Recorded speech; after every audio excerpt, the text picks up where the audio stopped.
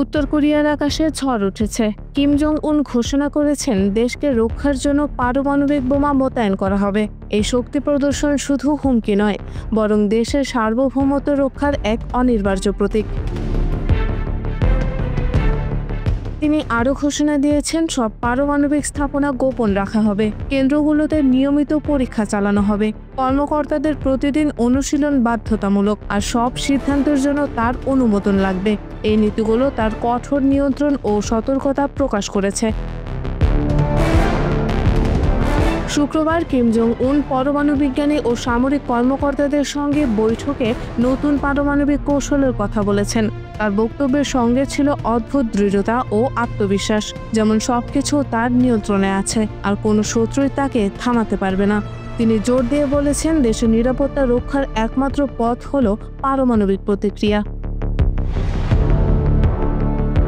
বৈঠকের সময় কিম জোর দিয়ে বলেছেন পারমাণবিক শক্তি দেশের শান্তি ও নিরাপত্তার একমাত্র আশ্বাস।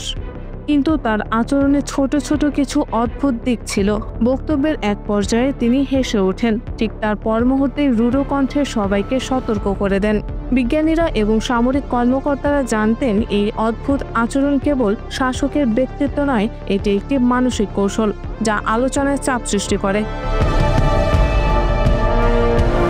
এসিএনএ জানায় কিম পারমাণবিক অস্ত্র ক্রমাগত উন্নত ও নবায়ন করতে চায়, কিন্তু শুধু কথায় নয়, তার অদ্ভুত ঘাড় নেড়ে হঠাৎ বসা বা দৃষ্টিকোণ পরিবর্তনের মাধ্যমে তিনি উপস্থিত সবাইকে বারবার মনে করিয়ে দেন এখানে কেবল নিয়মিত আলোচনায় নয়, শক্তির সক্ষমতা নিয়েও সিদ্ধান্ত নেওয়া হচ্ছে।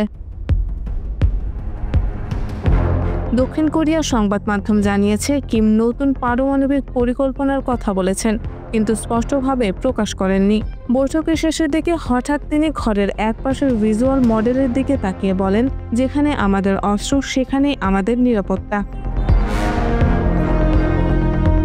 সভায় উপস্থিত সবাই বুঝতে পেরেছিলেন এখানে শুধু কৌশল নয়, মানসিক প্রভাবও সমান গুরুত্বপূর্ণ।